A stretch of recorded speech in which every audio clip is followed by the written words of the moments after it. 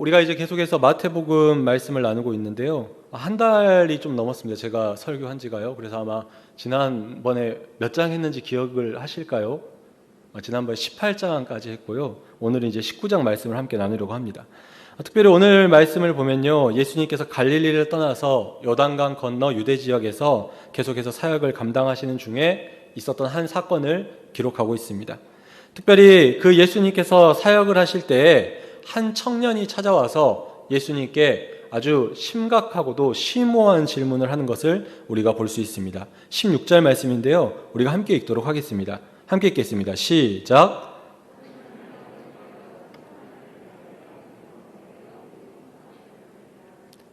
아멘.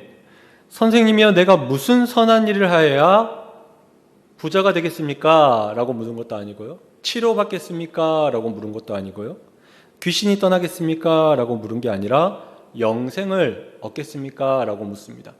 사실 예수님을 찾아왔던 사람들이 참 많이 있었죠. 근데 그 사람들은 대부분 조금 전에 이야기했던 복을 받는다거나 아니면 치료를 받는다거나 귀신을 쫓아낸다거나 아니면 가족이나 자기 집에 있는 어떤 종의 치료를 위해서 예수님을 찾아왔던 사람들이 대부분이었습니다.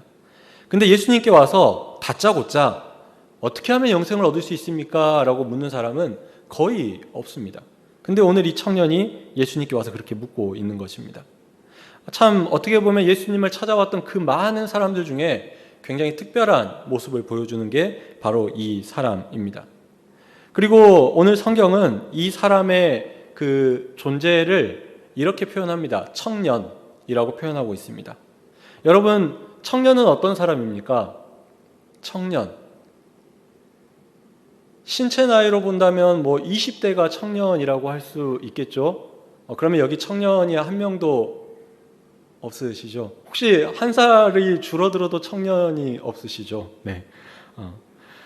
신체 나이로 한다면 20대가 청년이라고 할 수 있겠죠. 근데 또 한편으로 정신적인 부분으로 봤을 때는 뭔가 열정이 있고 소망이 있고 하고자 하는 의욕이 있는 상태를 우리가 청년이라고 한다면 아마 여기 계신 분 모두가 다 청년이지 않을까 싶습니다.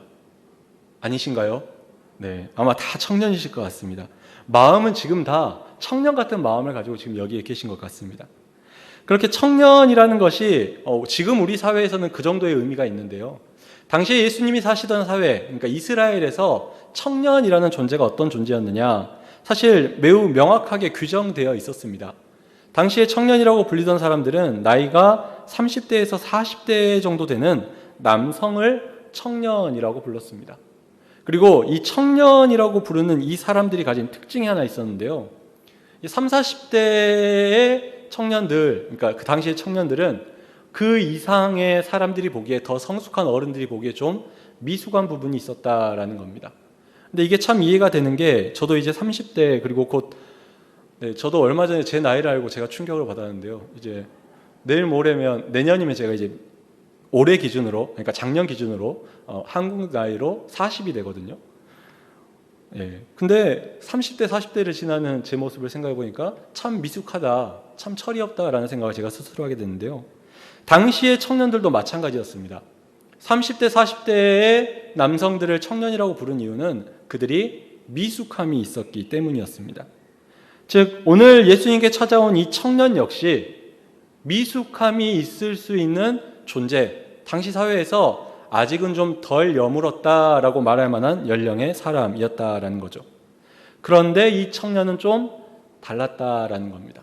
아까 예수님께 찾아와서 처음 던진 말부터 좀 특별했잖아요. 근데 이 사람은 그 외의 모습에서도 다른 사람들과 좀 다른, 특별히 다른 청년들과 완전히 구별된 모습이 그에게 있었다라는 겁니다. 먼저 그는 세상적으로 또 세속적으로 봤을 때 이미 성공을 완성한 사람이었습니다. 조금 전에 청년은 미숙한 단계, 이루어가는 단계라고 했는데, 이 청년은 이미 세상적으로 봤을 때 완성된 사람이었어요. 무슨 말이냐면 이 사람은 이미 부자가 되어 버렸습니다. 우리가 잘 아는 것처럼 이 말씀에 나오는 제목을, 소제목으로 보통 부자 청년이라고 이야기하는데요, 이미 이 청년은 재물을 너무나도 많이 가진 상태에 부자가 되어버린 청년이었습니다. 다른 말로 하면 세상적으로 봤을 때 이미 완성된 상태였다라는 거죠. 근데 세상적으로만 봤을 때 완성됐느냐? 그렇지 않습니다. 이 사람은 종교적으로도 이미 완성되어 보이는, 성숙되어 보이는 사람이었습니다. 사실 이제 30대, 40대 신앙생활 하는 게 우리 성도님들 쉬우셨습니까? 쉬우셨습니까? 요즘 30대, 40대 우리 집사님들 보면요, 신앙생활 하는 게 참 쉽지 않으신 것 같습니다. 왜냐하면 직장에서 열심히 일하고 집에 오면 육아하고 가정 돌보고 그러다 보니까 교회에 오는 게 점점 쉽지 않아지고 봉사하기도 쉽지 않아지고, 이게 보통 이제 30대, 40대의 모습 아니겠습니까? 특별히 성공을 향해서 더 열심히 직장에서 일하고 사업으로 일하고 하다 보니, 그런데 더 마음을 쓰다 보니 신앙적으로 신경을 못 쓰는 게 이 나이대의 모습인데요. 이 청년은 좀 달랐습니다. 세상의 유혹에 흔들리거나 세상적인 것만 쫓아서 종교적으로는 뭔가 연약함이 있을 것 같아 보였는데, 오늘 말씀을 보면요, 이 청년은 예수님께서 말씀하신 계명들에 대해서 이렇게 말합니다. 이 모든 것을 내가 다 지켰습니다. 예수님이 말한 계명 제가 다 지켰습니다. 아직도 저에게 무엇이 부족합니까? 이미 종교적으로 자신이 완성되었다라는 이야기를 그가 이야기하고 있는 것입니다. 즉 지금 예수님께 찾아온 이 청년은요, 세속적으로도 종교적으로도 어느 정도 완성되어 버린 청년답지 않은 모습을 갖추고 있다라는 거죠. 그렇기 때문에 지금 예수님께 와서 그 누구도 구하지 않았던, 그 누구도 함부로 묻지 못했던 영생에 대해서 묻고 있는 것입니다. 곧 나는 세속적인 삶에서도 이미 성공을 한 것 같고 종교적으로도 어느 정도 성공을 이룬 것 같으니 이제 나는 영생도 이룰 수 있겠다라는 마음에서 예수님께 와서 그것을 구하고 있는 것이죠. 사실 이 청년이 이러한 자신감이 없이 예수님께 어떻게 이런 걸 물어보겠습니까? 이 당당함과 자신감을 가지고 예수님께 질문할 수 있었던 그 이유를 생각해 보면, 당시 유대인들이 가지고 있던 생각에서 그 원인을 찾아볼 수 있습니다. 당시의 유대인들은요, 하나님께 가장 가까운 존재, 사람들 중에 하나님께 가장 가까운 사람이 누구라고 생각했냐면 부자라고 생각했습니다. 부자는 하나님께 가장 사랑을 많이 받고 가장 축복을 많이 받고 가장 하나님과 가까우며 천국에 가장 가까운 자가 부자라고 생각했다라는 거죠. 반대로 그러한 생각 때문에 가난하거나 병들거나 아프거나 귀신 들린 사람들은 저주받았다, 하나님으로부터 멀리 있다라고 생각을 했습니다. 이런 생각을 우리는 복음서 가운데서 너무나도 많이 발견하게 됩니다. 그래서 이 부자들은 자신이 하나님과 더 가까운 존재이기 때문에 자신이 구원, 곧 오늘 청년이 요구하고 있는 영생에 더 가까이에 있는 존재다라고 스스로 생각할 수밖에 없었다라는 거죠. 특별히 이 청년은 더 나아가서 그러한 자신감을 가지고 자신의 기준을 가지고 사람들의 기준을 가지고 자신이 하나님의 계명을 다 지켰다라고 스스로 판단해버리고 예수님께 이야기하는 것을 볼 수 있습니다. 하지만 예수님께서는 이 청년의 모습, 또 청년의 물음, 청년의 대답에 절대 긍정하지 않으시는 것을 볼 수 있습니다. 예수님이 이 청년이 떠난 후에 제자들에게 하시는 말씀이 있는데요, 23절과 24절 말씀을 우리가 함께 읽도록 하겠습니다. 함께 읽겠습니다. 시작.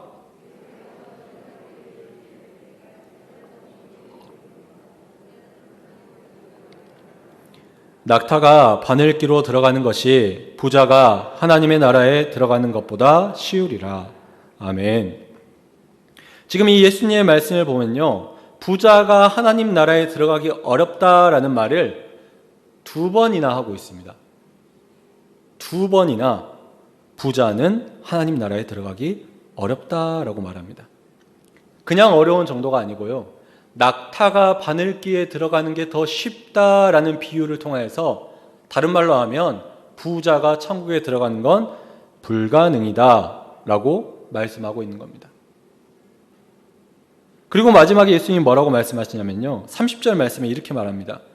먼저 된 자로서 나중되고 나중된 자로서 먼저 될 자가 많으니라. 방금 했던 이야기를 기준으로 이야기하면요, 지금 먼저 된 자, 사람들이 생각하는 먼저 된 자, 그게 누굽니까? 부자를 이야기하는 겁니다. 즉 부자들처럼 스스로 내가 하나님과 가깝다, 천국에 가깝다라고 생각한 사람들 중에 나중되는 사람이 많을 것이다 라는 거죠. 반대로 나는 천국에서 멀리 있고 천국에 늦게 들어갈 거고 구원 늦게 받을 거다라고 생각했던 나중된 자, 가난하고 병들고 아플고 소외당한 자들, 그들 중에 먼저 될 자가 있다. 그냥 있는 게 아니라 많이 있다라고 예수님이 말씀하고 있는 것입니다. 지금 예수님의 이 두 번의 말씀은요, 당시 유대인들, 더 나아가 제자들도 가지고 있던 하나님 나라에 가까운 사람의 기준, 그들의 생각을 완전히 뒤집어 버리는 말씀이었습니다. 지금까지 유대인들은, 또 제자들은 부자가 천국 먼저 갈 거라고 단호하게 믿어왔습니다. 세상에서 성공한 사람이 하나님과 가깝고 천국에 가까운 사람이라고 믿고 살아왔습니다. 이제 부자들은, 세상적으로 성공한 사람들은 마치 비행기를 탈 때 천국 가는 비즈니스 클래스 티켓을 끊은 사람처럼, 비즈니스 클래스 혹시 타보신 적 있으십니까? 일반석 사람들 다 줄 서서 기다릴 때 비즈니스석 사람들은 옆에 따로 통로가 있어가지고 기다리지도 않고 막 쑥쑥 들어가거든요. 그런 비즈니스 클래스 항공권 끊은 사람들처럼 부자들을 생각했다라는 겁니다.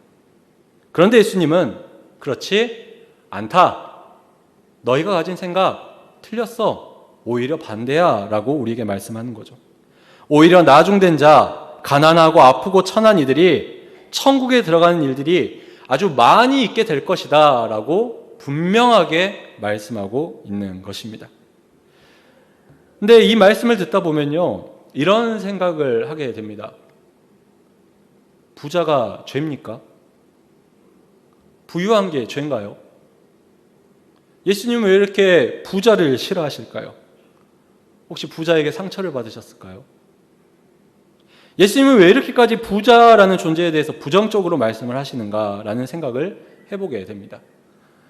그런 예수님의 말씀이 나올 수밖에 없는 이유가 있는데요. 그건 당시 상황을 생각해 보면 부자가 된다는 게, 부자로 산다는 게 어떻게 살아야지 가능한 것을 생각해 보면 그 이유를 알 수가 있습니다. 우리가 잘 아는 것처럼 당시 이스라엘 땅은요, 로마의 식민지였습니다. 여러분, 우리나라가 일제시대 때 식민 지배를 받고 있을 때 우리나라 사람 중에 부자였던 사람들, 좋은 사람들 있습니까? 있죠, 가끔. 근데 대부분 없죠. 마찬가지라는 겁니다. 로마의 식민지 생활을 하던 이스라엘 사람들 가운데서 부자가 된다, 부자로 존재한다라는 것은 아주 높은 확률로 죄인일 가능성이 많다라는 거죠. 이들은 부자가 되기 위해서 두 가지 이유로 죄를 범할 확률이 아주 높은 존재들이었습니다. 첫 번째로는 부자가 되어가기 위해서 죄를 지을 수밖에 없었다라는 겁니다. 무슨 말이냐면 당시에 이스라엘 사람들은 로마에 꽤 많은 세금을 내야만 했습니다.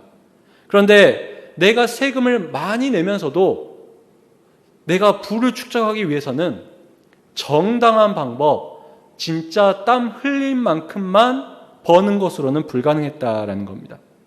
정당하지 않은 부당한 방법을 통해서 대부분의 사람들이 부를 축적했다라는 거죠. 말 그대로 죄를 지어서 돈을 벌었다라는 겁니다. 그래서 유대인들 가운데서 부자가 된다라는 것은 거의 높은 확률로 부정한 방법으로 일하는 사람들의 경우가 많았다라는 겁니다. 물론 이 유대 사회 가운데서 삭개오처럼 깨끗한 사람도 있었습니다. 삭개오가 자신의 깨끗함을 증명하기 위해서 뭐라고 말합니까? 예수님께 제가 다른 사람의 돈을 착취한 일이 있으면, 세를 더 많이 받은 일이 있으면 제가 몇 배로 갚겠습니다 라고 이야기하지 않습니까? 즉 정직하게 일하는 사람들도 분명히 있었습니다. 정직하게 일해서 부를 취한 사람들도 있었긴 하겠죠. 하지만 아주 소수였다.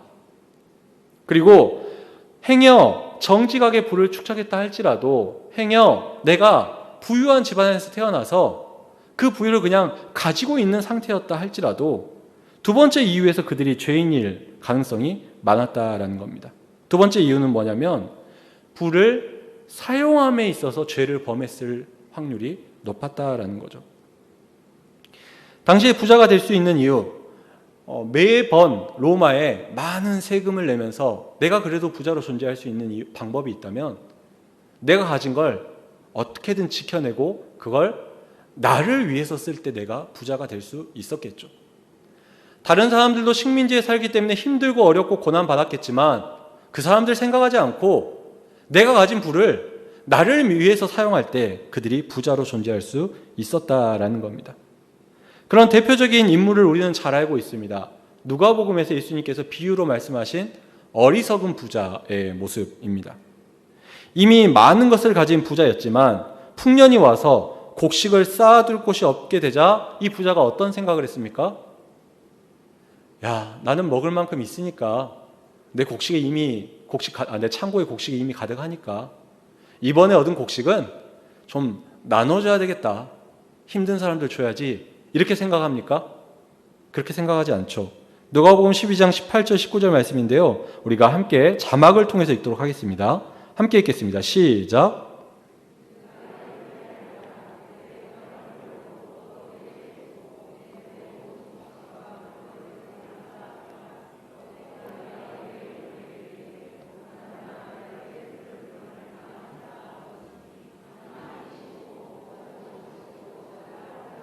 아멘. 이 부자는 딱 한 가지 생각을 합니다. 무슨 생각이냐면, 야, 이 풍년에서 얻은 것까지, 전에 있던 것부터 이번에 얻은 것까지 싹 다 나만 써야 되겠다. 나를 위해서 써야 되겠다.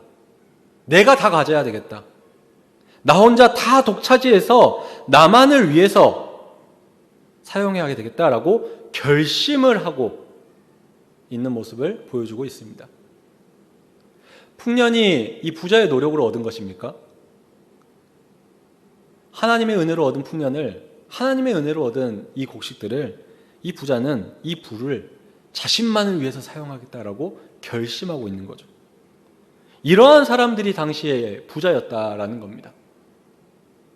하나님이 주신 것임을 알고 있지만 그 부를 같은 식민지에서 생활하며 고통받고 아픈 이웃들에 위해 사용하기보다 야, 힘들어 죽겠는데 이거 다 나만을 위해서 어떻게든 써서 나는 오래 버텨야지.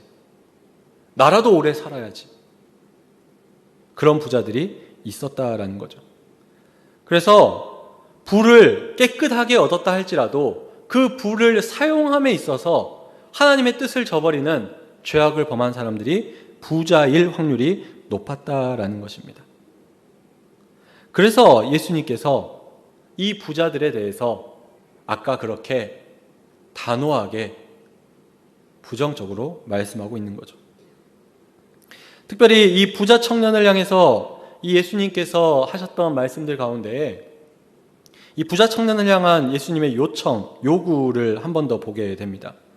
사실 우리가 보기에는 이 부자 청년이 세상적으로도 완전히 성공했고요. 또 종교적으로 꽤나 거룩한 사람처럼 보입니다. 그런데 예수님 보기에도 과연 그러했느냐라는 거죠. 아니다라는 겁니다. 그래서 예수님이 마지막 계명에 이렇게 물어보시죠. 내 이웃을 사랑하라라는 말씀을 합니다. 그러니까 네가 가진 것을 다 이웃을 위해 쓰고 나를 따르라. 완전한 이웃 사랑을 실천해라 라고 요구를 하죠. 그러자 부자 청년은 이 계명을 결국 지키지 않죠. 예수님이 그에게 완전하게 해야 될 것을 이야기하셨을 때 그는 자신이 재물이 많음으로 근심하며 돌아가 버립니다. 재물을 정리해서 이웃에게 돌려주고 따르기 위해 돌아간 것이 아니라 근심하며 그냥 돌아가 버립니다. 즉, 이 부자 청년은요, 자신이 계명을 다 지켰다, 이웃 사랑에 대해서 이야기했을 때 그것도 지켰다라고 말했지만 진짜 예수님이 원하는 이웃 사랑에 대한 계명을 요구했을 때 지키지 못한 게 이 사람의 모습이었다라는 겁니다. 자기 기준에서 계명을 지켰던 사람이죠. 그런데 과연 이 부자 청년이요, 이웃 사랑에 대한 계명만 지키지 못했느냐? 저는 아니라고 생각합니다. 저는 이번에 설교 준비하면서요, 이 본문을 지금까지 참 많이 읽었는데, 많이 설교했는데 좀 이상한 점을 하나 발견했습니다. 예수님께서 부자 청년에게 물어봤던 계명들이 있죠. 한 번 더 봐보시겠습니까? 오늘 말씀에 나와 있는데 예수님께서 부자 청년에게 물어봤던 계명들 어디에서 많이 본 계명입니까? 그렇죠. 10계명에서 많이 본 계명입니다. 10계명 계명 중에 5계명 이후의 계명들을 예수님께서 부자 청년에게 물어봅니다. 그런데 이상하지 않습니까? 왜 예수님은 1계명에서 3계명은 이 친구에게 물어보지 않을까요? 순서대로라면 너 하나님 외에 다른 신 있니? 이런 거 물어봐야 되지 않습니까? 근데 예수님이 이런 거 부자 청년에게 물어보지 않습니다. 그런데 가만히 생각하다 보니까 이 부자 청년의 마음과 상태 또 그의 신앙, 믿음을 생각하다 보니까 예수님이 이것을 물어보지 않은 그리고 반대로 이웃 사랑에 대해서만 물어본 그 이유를 알게 되었습니다. 무슨 말이냐면 지금 이 부자 청년은 사실 이웃 사랑의 계명도 제대로 지키지 못하고 있거든요. 예수님이 요구하시는 이웃 사랑에 대한 계명도 지키지 않은 사람이 이 부자 청년입니다. 근데 이웃 사랑도 지키지 못한 부자 청년이 하나님 사랑을 제대로 할 수 있었겠습니까? 요한일서 4장 20절 말씀인데요. 우리가 함께 읽도록 하겠습니다. 자막을 통해서 읽겠습니다. 함께 읽겠습니다. 요한일서 4장 20절 말씀입니다. 함께 읽겠습니다. 시작.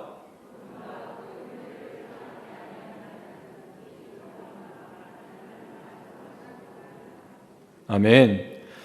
보는 이웃을 사랑하지 아니하는 자는 보이지 않는 하나님을 사랑할 수 없다라고 성경은 분명히 이야기합니다. 다른 말로 하면 보이는 이웃을 사랑하지 않았던 이 부자 청년은요, 보이지 않는 하나님을 사랑했을까요? 보이는 이웃도 완전히 사랑하지 못한 이 청년이 보이지 않는 하나님을 완전히 사랑했을 리가 없죠. 그런 부자 청년이기 때문에 예수님께서 굳이 그에게 네가 하나님을 사랑하냐라는 계명을 물어볼 필요도 없었던 것이 아닐까. 이웃 사랑에 대한 계명만 물어봐도 이미 그는 그 단계를 넘어설 수 없으니까 하나님 사랑은 물어볼 필요도 없었던 것이 아닌가라는 생각을 해보게 됐습니다. 결국 이 부자 청년의 모습, 그가 가졌던 생각, 그에 대한 예수님의 말씀, 이 모든 것들을 통해서 우리는 한 가지를 알게 됩니다. 이 부자 청년은요, 이런 생각이 있었던 것 같습니다. 나는 세상적으로도 성공할 수 있고 신앙적으로도 성공할 수 있어. 나는 다 이룰 수 있어. 난 재물도 사랑하면서 하나님도 사랑할 수 있어. 하지만 예수님은 그의 모습을 예수님께서 적나라하게 드러내시며 돌아가는 그의 모습을 통해 우리에게 분명히 보여주고 있습니다. 이 부자 청년은 둘 다 사랑하는 것 같았지만, 둘 다 완전한 것 같았지만 한 가지만 사랑하고 있었다라는 겁니다. 그는 재물을 사랑한 사람이었습니다. 세상을 사랑한 사람이었죠. 그러니까 청년인데도 부자였던 것입니다. 청년 때부터 재물을 얼마나 많이 사랑했으면 그때 부자가 될 수 있었겠습니까? 그렇기 때문에 당연하게도 예수님의 말씀을 따를 수가 없었던 것이죠. 오늘 말씀을 준비하면서 이런 생각을 해보게 됩니다. 우리는 가끔 TV나 미디어를 통해서요, 평생 살면서 한 번 이루기도 어려운 일을 2개, 3개 성공한 사람들의 이야기를 듣곤 합니다. 예를 들면 누구는 서울대나 연세대나 고려대나 셋 중에 하나만 갔으면 좋겠는데 누구는 이 3대학을 합격해서 어디를 갈까 고민하는 친구들의 이야기를 보기도 하고요. 누구는 대기업 한 곳에 겨우 들어갈 수 있을까 말까 하는데 누구는 대기업 여러 곳에 합격해가지고 어디를 갈까 고민하는 사람들의 이야기도 듣곤 합니다. 더 나아가서 남들은 평생 갖기도 어려운 것들을 한순간에 얻어버린 사람들, 그것도 한 번이 아니라 수차례 얻는 사람들, 그런 사람들의 이야기를 미디어를 통해서 보곤 하죠. 근데 그런 이야기를 미디어에서만 보면 참 괜찮은데요, 이런 이야기를 교회 안에서 간증으로 듣기도 합니다. 그러면 우리는 이런 생각이 들 때가 있습니다. 나도 얻고 싶다. 하나만 말고 둘 다. 내 자녀도 얻게 하고 싶다. 하나만 말고 둘 다.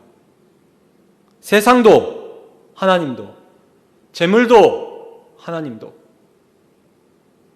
둘 다 얻었으면 좋겠다. 아니, 나도 둘 다 이룰 수 있을 것 같다. 난 믿음이 있으니까, 난 직분이 있으니까 나도 둘 다 얻을 수 있지 않을까. 그럼 한번 여쭤보겠습니다. 여기 계신 분들 중에 혹시 재물과 하나님, 세상과 하나님을 둘 다 얻을 수 있는 비법을 알고 있는 분 있습니까? 있으면 저 좀 알려주십시오. 교회도 이렇게 목회하면서 회사도 하나 차릴 수 있는 방법 있으면 저에게 꼭 알려주시면 감사하겠습니다. 제가 꼭 나중에 사례를 할게요. 네. 하지만 오늘 말씀이 우리에게 말하는 건 분명합니다. 뭐냐면요, 둘 다 사랑할 수 없습니다. 둘 다 얻을 수 없습니다. 재물을 쫓든 하나님을 쫓든 둘 중 하나를 선택해야만 합니다.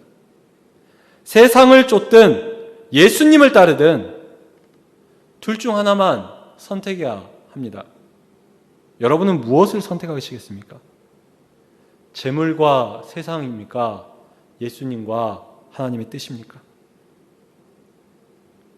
물론 제가 지금 부유함이나 세상에서의 성공이 부정합니다, 그건 죄악입니다 라고 말하는 게 아닙니다. 우리가 하나님 뜻대로 살다가 하나님의 은혜로 하나님께서 우리에게 쓰실 수 있도록 하나님의 일을 하도록 부를 허락해 주실 수 있습니다. 성공을 주실 수 있습니다. 근데 지금 이야기하는 건 뭐냐면요, 하나님이 주셔서 얻는 부 말고요, 내가 얻고 싶어서 쫓아가는 그 부유함이요, 내가 얻고 싶어서 쫓아가는 그 성공 이야기하는 겁니다. 그 마음을 이야기하는 거죠. 때로는 그 마음 때문에 내가 하나님을 따라가는 길, 예수님을 따라가는 게 방해되는 그 마음, 때로는 예수님이 그것을 내려놓고 오라고 말씀하시는데 내려놓지 못하는 그 내 욕심에 대한 마음요, 그것에 대해서 이야기하고 있는 것입니다. 바라기는 오늘 말씀을 듣는 우리 모두가 하나님을 쫓는 자 되기를 소원합니다. 예수님을 따르는 자 되기를 소원합니다. 재물을 소유할 수 있지만 하나님이 원하시면 언제든지 포기할 수 있는 사람 되기를 간절히 소원합니다. 세상적인 성공과 가치들을 소유할 수도 있지만 소유 못한다 해도 하나님을 끝까지 따를 수 있는 저와 여러분 되기를 간절히 소원합니다. 때로는 욥과 같이 정말 바라지 않지만 욥과 같은 상황에 우리가 처할 수 있으나 그 믿음이 흔들리지 않는 우리가 되기를 간절히 소원합니다. 사실 오늘 이 말씀은 특별히 우리 가운데 부유하신 분들에게 굉장히 불편한 말씀이 될 수 있다는 걸 알고 있습니다. 저는 많이 가지지 않았는데도 불편하거든요. 많이 가지신 분들은 얼마나 불편하시겠습니까? 지금 당장 선교를 위해서 전 재산을 바쳐라, 이런 하나님의 말씀일 수도 있으니까요. 근데 이 부유함을 바라는 분들에게 굉장히 불편한 말씀일 수 있지만, 바라기는 오늘 말씀을 듣고 돌아가는 우리가 이 부자 청년 같지 않기를 소원합니다. 오늘 예배를 이 시간에 나와서 우리가 하나님의 말씀 듣고 있는데요, 예배 드리고 돌아갈 때 그냥 근심하며 돌아가면 이 부자 청년과 무엇이 다르겠습니까? 바라기는 우리는 근심하며 그저 돌아가는 자가 아니라 제자들과 같이 모든 것을 버리고 예수님을 따를 수 있는 결단이 있는 자들 되기를 간절히 소원합니다. 저는 차라리 이 부자 청년 같은 사람들보다는 우리가 베드로 같은 사람 됐으면 좋겠습니다. 우리가 함께 읽지 않았지만 오늘 말씀 뒤에 보면요, 베드로가 예수님께 이렇게 물어봅니다. 예수님, 우리는 다 버리고 예수님 따르는데 우리는 무엇을 얻을 수 있습니까? 너무 당돌하지 않습니까? 예수님한테 당당하게 말하는 겁니다. 예수님, 저 다 버리고 예수님 따르는데 예수님 저한테 뭐 주시겠습니까?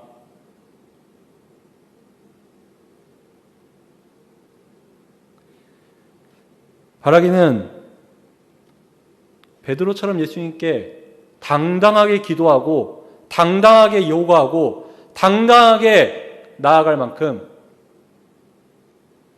세상이 아니라 하나님을 따를 수 있는 저와 여러분 되기를 간절히 소원합니다. 그런 결단 가운데에 성령님께서 함께 하시며 우리를 이끌어 주실 줄로 믿습니다.